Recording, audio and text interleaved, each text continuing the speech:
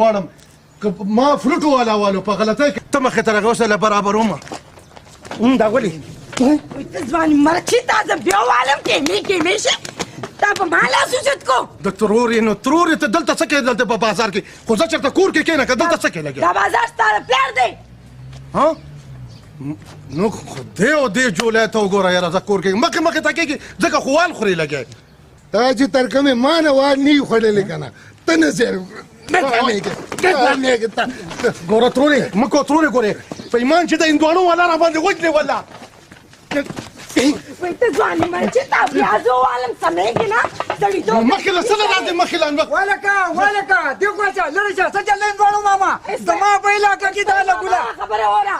د جنګ هندوانو والا سره یو ګزارې په ما کو شرم ولا نه ورځي دا ولې وې تا ته پته نشته زما په علاقه کې دا لګوله کې سپی ماما ته معافي درنه غواړم ته په خدای باندې اعتبار کوې